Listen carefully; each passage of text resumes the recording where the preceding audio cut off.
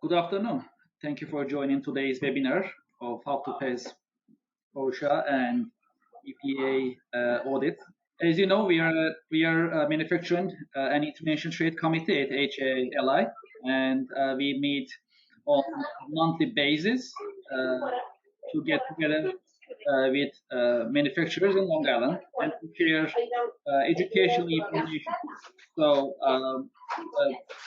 couple of months ago, we also started to put together this kind of webinars every month and continue to share information and recent trends with manufacturers of Long Island. My name is Kevin Kursad Devecioglu. I am the managing director of Bimser International. We are an enterprise software maker. We make quality management, compliance management, and plant maintenance management software products since 1998.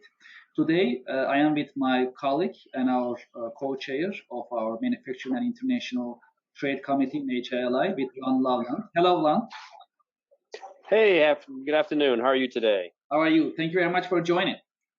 Great, thank you. Thanks for the opportunity to talk to your audience. Anytime. My pleasure. So before we get started, and I'm gonna leave the mic to Ron, and we'll learn a lot about all these of OSHA and EPA. I'm very excited. There is a ton of information. That's very educational. Thank you, Ron, for putting it together for us. So before we get started, I'd like to also talk about our on-site meeting that's going to be happening on July 10th. And we are going to be meeting at Composite Prototyping Center in Plainview in Long Island. That's a great center. It's very important for manufacturers to learn about how they can utilize and how they can benefit from the capabilities of prototyping center without making a huge investment. I also had a chance to see the center and I got really excited. So we'll have this on-site meeting there.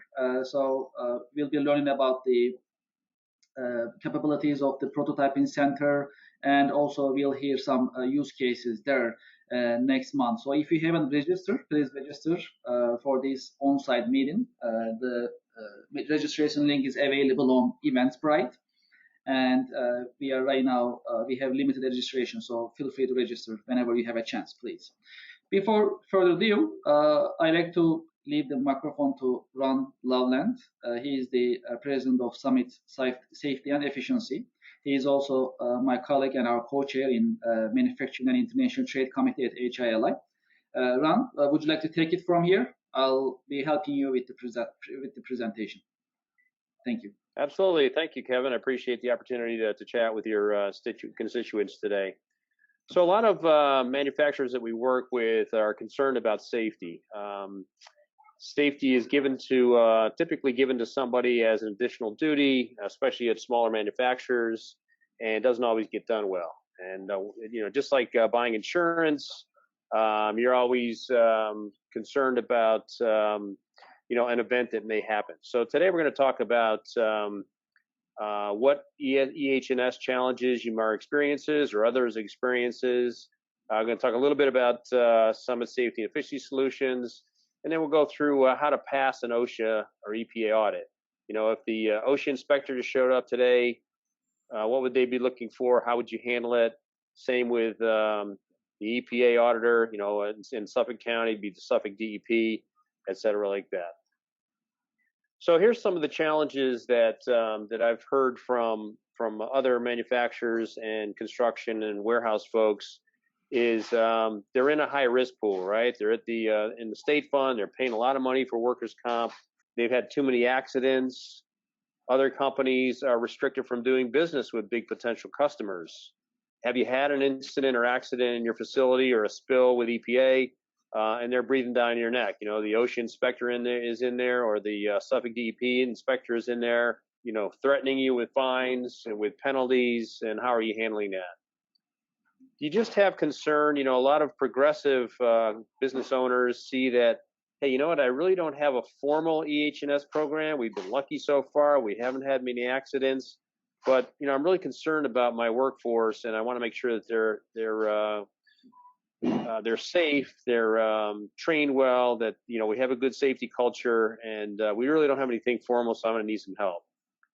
I just working with a customer now who had a disgruntled employee who left and called OSHA. Not that they were having that many OSHA problems, but just that's what happens when you have people leave. They're not happy, and they find a way to get back to you. And one way is to call OSHA. In this case, OSHA came in, found a bunch of violations. They got a $22,000 fine. So something you want to avoid, and that's why we have to have the prevention, right? Make sure you have a good safety program. So if OSHA does come in, you're not threatened by those high fines. Are you concerned about liability? If you have people getting hurt in the job, they could sue you and really put you out of business, depending on severity of the injury. Have you ever gotten a Code Rule 59 from the lever? A Code Rule 59 letter from the state basically talks about if you have 800,000 or more in salary, and if you've had a experience modification rate of 1.2 or higher, you're gonna get a Code Rule 59 letter from the state. We'll talk about that a little later.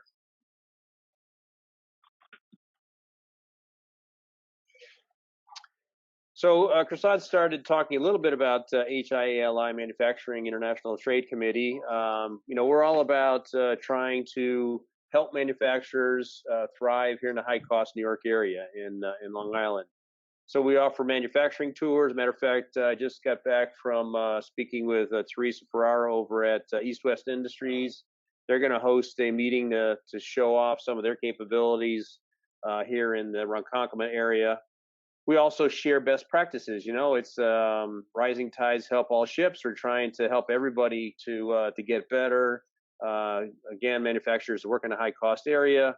A lot of times if you go in and see what other people are doing, you say, that's a good idea. I can use that in my facility too.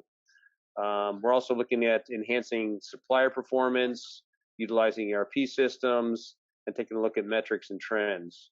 We also do business matchmaking. What better opportunity is just to work with somebody real close to you. So if you have issues or concerns, they're within a short drive to be able to meet and work out issues you may be having.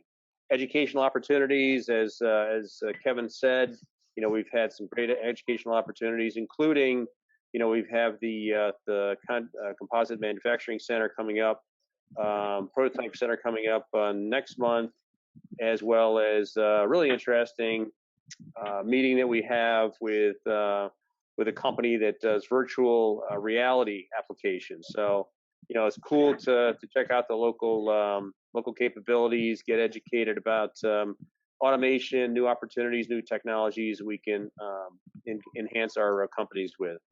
And also it's about keeping local, right? We're trying to address specific issues that are unique to our area.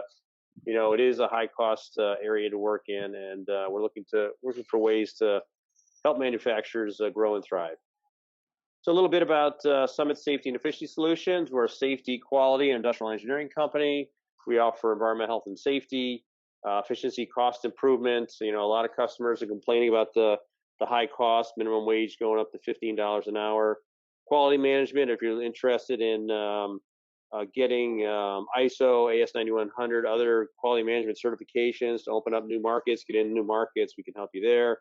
We offer technical training, IPC certification for the folks in the electronics industry, for instance, materials management and inventory control.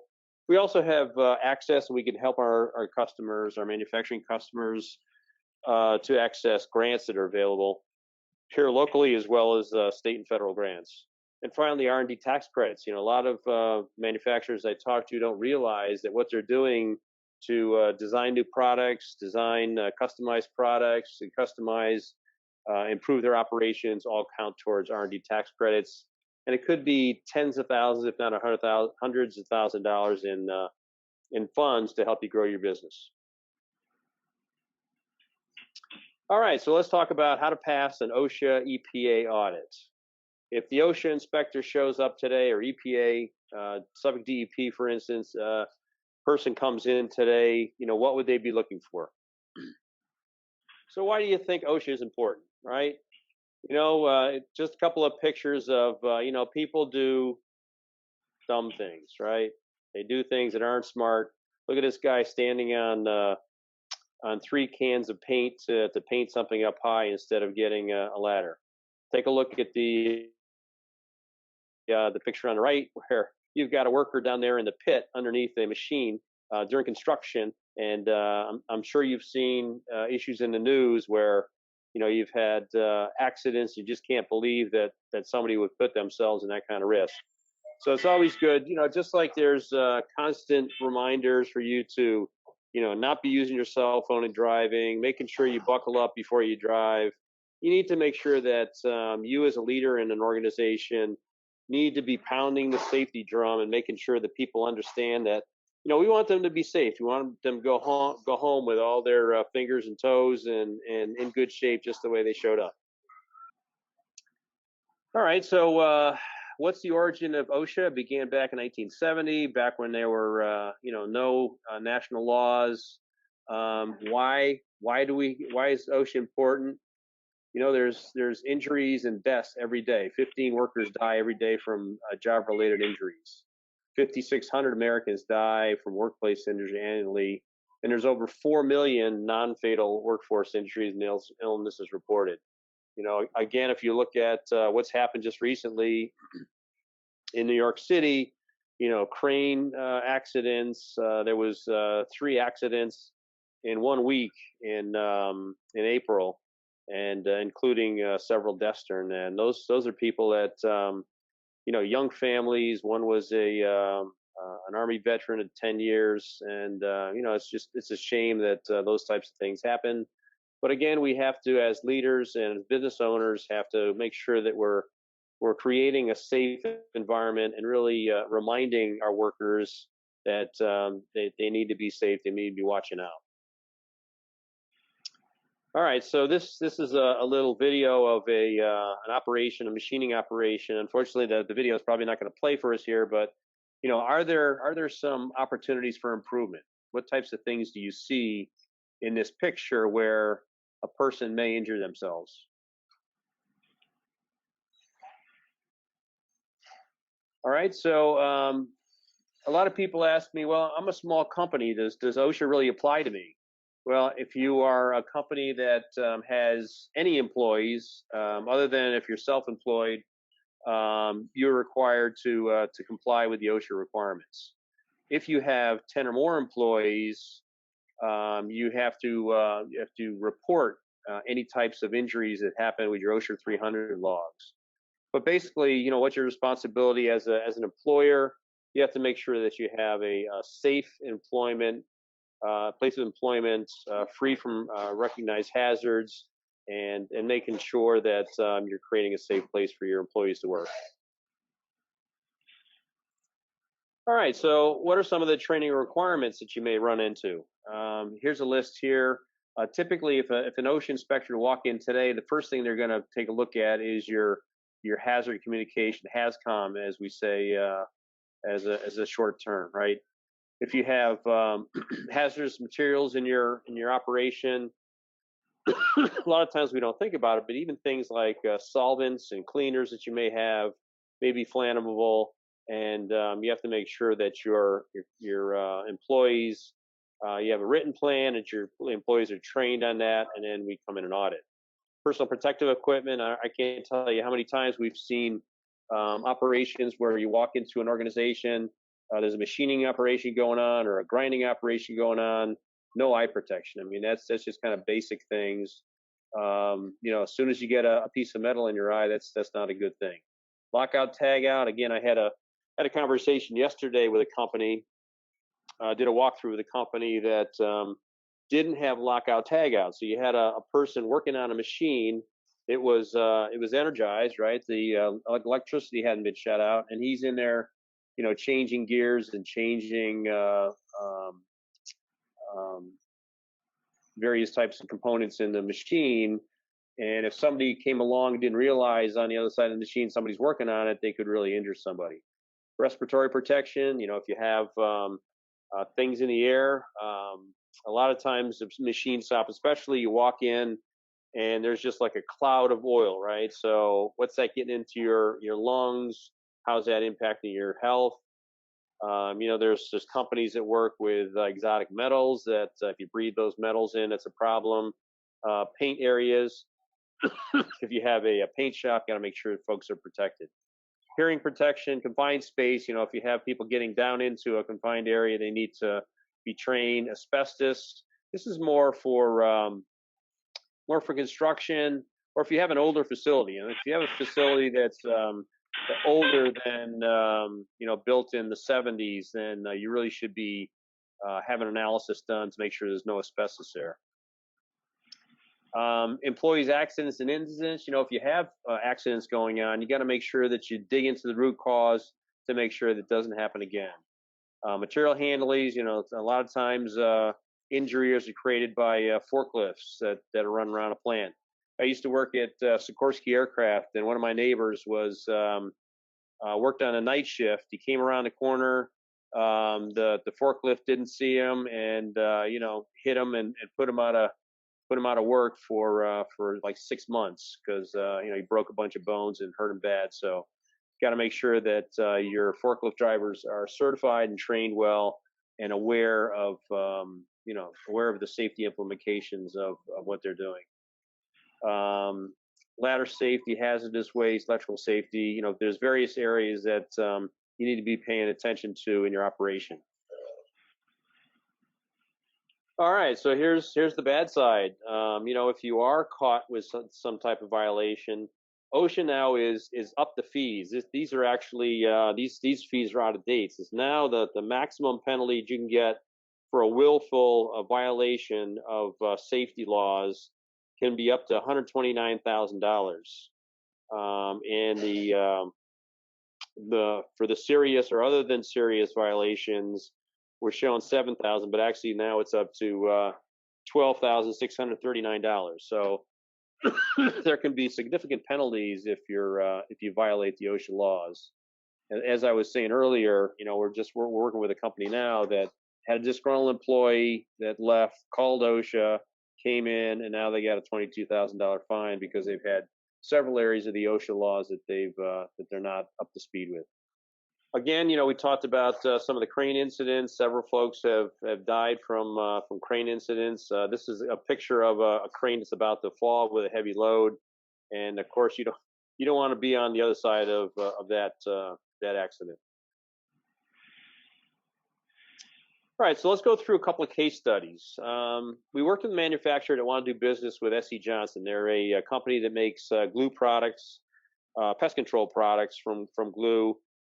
They wanted to, sell their products to S.C. Johnson. S.C. Johnson wouldn't touch them until they had a safety program. We went in, and within a few months, had them up to speed with their safety program, and now we've been in there for the last 8 years or so, where their fractional outsourced safety officer go in and help them to continue to build and maintain their safety program. We had a manufacturer that had an accident in their facility. A new employee came in. This is a injection molding machine where they have giant molds that slam together to make the products. It was well machine guarded from the front, but somehow the employee must have gotten up on top of the machine, dropped something in there, tried to retrieve it before the two components slammed together, and guess who won that battle? So there was an accident there, and OSHA was breathing down their neck. Again, we talked about the disgruntled employee. We work with a roofing contractor that that does business with National Grid, Archdiocese of Rockville, and some other organizations that require a lot of paperwork for the safety program. So not only do we do their toolbox talks, their safety training, but we also help them to lift that issue of the paperwork off their shoulder with the safety areas. Also, interestingly enough, we not only work with manufacturers, distributors, and construction, but we've had dentist office that have had issues with the Code Rule 59, a limo company, distributors, manufacturers. And again, the Code Rule 59, if you have $800,000 or more in salary, in payroll, your experience modification rate goes over 1.2. You get a letter from the state. You have to have an audit by a state-approved certified safety professional. and you have to get those findings resolved. So we can help you with that. Hopefully you never do, but if you do get into that situation, we can help you out with Code Rule 59. All right, so let's switch over now to EPA, Environmental Protection, right? So this is all about, especially on Long Island, we hear all the time about groundwater issues, but even within a facility, there's issues of hazardous materials that we have to deal with. So EPA's mission is, of course, to protect the human health and environment, and making sure that we're good environmentally friendly neighbors. All right. So again, if the Suffolk DEP or the EPA person walked in, what types of things would they be looking at? Right? They're looking at tanks.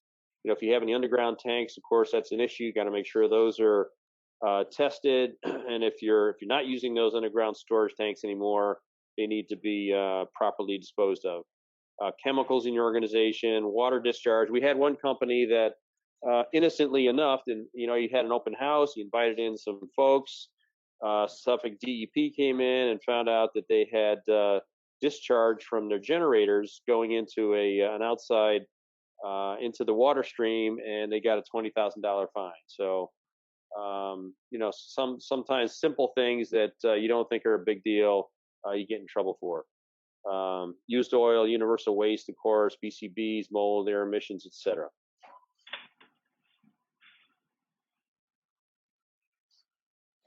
All right, so how do you define a hazardous substance? Any chemical that will harm a person. So again, typically, most of our customers, they have solvents and cleaning equipment, cleaning materials that are hazardous, that has to be disposed of correctly. There's pictures here of empty drums, or maybe drums full of, you don't know what it is. We've also had other clients that have bought facilities. They moved in, and then they found out in the backyard there's these bunch of 55-gallon drums with some kind of mystery material in there. So we had to help them to properly dispose of those areas, those drums.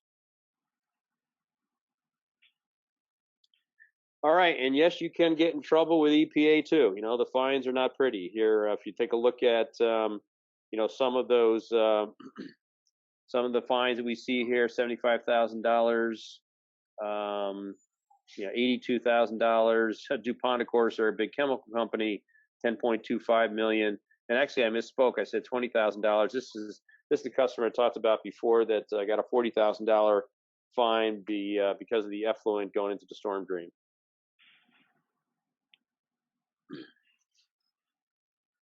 All right, so what are your duties as an employer? You got to protect yourself, you got to protect your employees, and make sure you don't have any areas where you can create problems in the environment, in the community around you. All right, if you have any questions, please feel free to give me a call or shoot me an email. Be happy to work with you. We offer a complimentary environmental health and safety assessment. So we walk in as if we're the OSHA inspector or the EPA inspector, and we'll give you a playbook. This is complimentary. You walk out when we finish with that. So you've got a playbook that shows all the areas you need to improve, as well as the areas that you're good in. So, and again, a lot of times for companies that smaller companies, they give safety to somebody as an additional duty. Typically doesn't get done because they don't have the bandwidth, or they may or may not have the expertise. We come in, become their outsourced safety officer at a fractional basis. You get a 6-figure, 20-year experienced certified safety professional to help you to build and maintain your safety program. Ron, thank you very much. Thank you for this educational and informative presentation. Much appreciated. Especially case studies were actually pretty helpful, and it was actually great to learn about it before anything happens. And just like you mentioned, fines are not pretty, right? So it's better to take steps as precautions, basically, before anything happens. So absolutely, it pays to be proactive. That's great. So it is important also for manufacturers in Long Island to keep it in mind and consider this. We are right now in Q&A session. So just so you know, we keep our contact information on the screen. So just like Ram mentioned, if you like to continue this conversation, if you have any questions, you can always contact us. So let's look at our questions. What do we have? Some of them I got them as a message.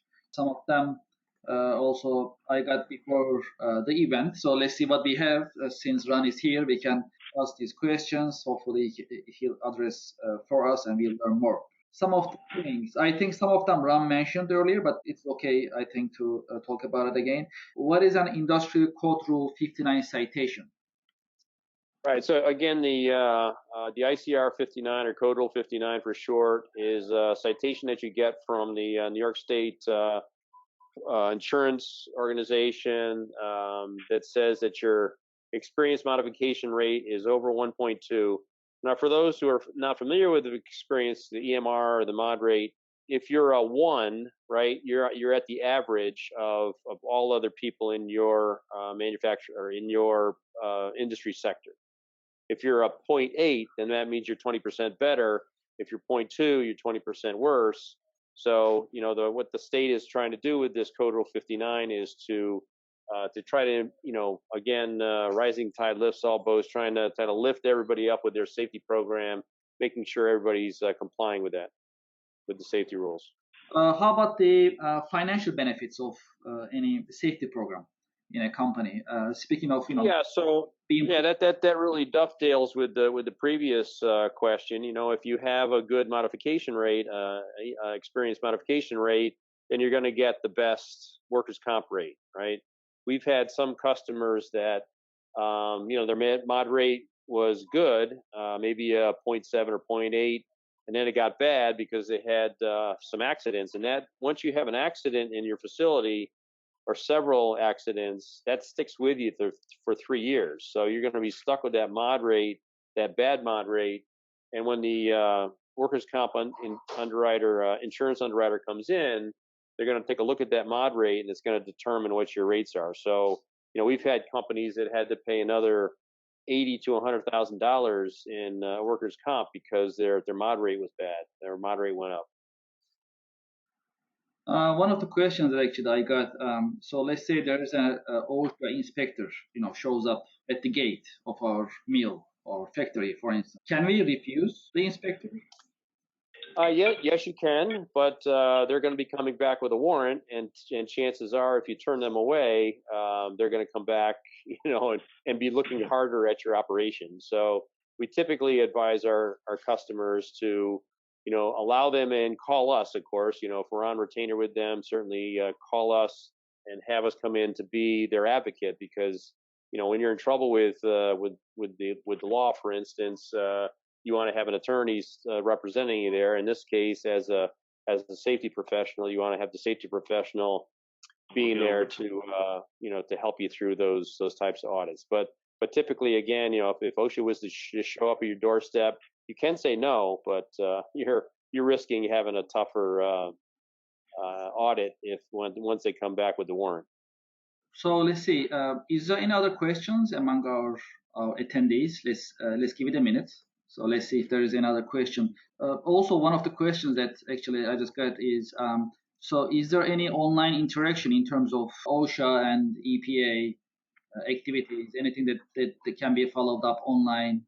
Yeah, if you're asking if there's more information about OSHA, the OSHA rules and regs and those types of things, you can certainly go to the OSHA website. That's osha.gov, and there's a lot of good information there.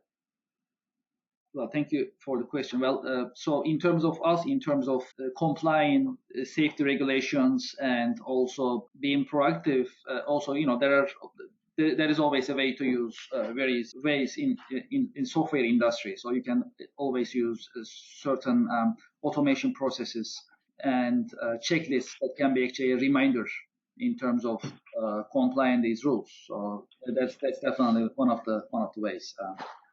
And that's something. Right. So especially MSDS logs. A lot of times people have gotten the the material specification, data sheets off the floors. You know, they used to be in big binders, so if you had to find something, you had to, you know, flip through and try to find this from this big binder. You know, as you know, it's a lot easier to do it electronically. So if you get that all electronic, it's a much easier process to manage. Correct, definitely. And in this case, sure. That's one of our specialties as Bimser International. So, you know, Sure. brief commercial, we are always here to help, definitely, in terms of quality, compliance, and risk management. Just like you mentioned, MSDS and other documentation to comply with laws and regulations. That's definitely important. Looks like I shared all the questions with you, Ron.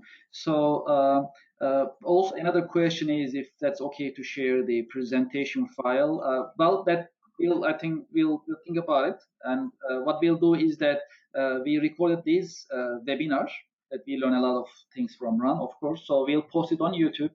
Also, we'll also post it on LinkedIn. We have a pretty manufacturing and international trade committee group on LinkedIn. We'll also post it there, so you'll be definitely have a chance to view this presentation in the video format. Definitely, we'll make it available. Okay, great. So, any final words, Ron, before we end the webinar? Yeah, again, appreciate the opportunity to talk to your audience. We'd love to have you come and join us at the HIA Manufacturing International Trade Committee. We've got a meeting coming up in a couple of weeks at the Composite Prototype Center in Plainview. We're going to be talking about virtual reality. So they're going to be hosting a meeting to show off. You know, they have been a best supplier for Boeing now for 5 years running, and so they're going to be hosting a factory tour and talk about their products and facility, and really how to thrive on Long Island in a high-cost area. That's going to be October 30th. So we'd love to have you join us. Great. Thank you so much. Thank you, Ron, for the presentation, and thank you for the insights. And also, I'd like to thank our attendees for being with us today, and thank you for the great questions. And we'll continue these webinars on monthly basis as Manufacturing Committee of HIA-LI. Please follow us, and please make sure to register our coming webinars as well as our on-site meetings. Just like Ram mentioned, on July 10th, we'll be at Prototyping Center in Plainview on July 10th, and please join us and register. I would like to thank you for your time and looking forward to seeing you in our coming webinars as well as our coming on-site meetings, Committee of HIA-LI. Thank you and have a nice day. Thanks, Kevin.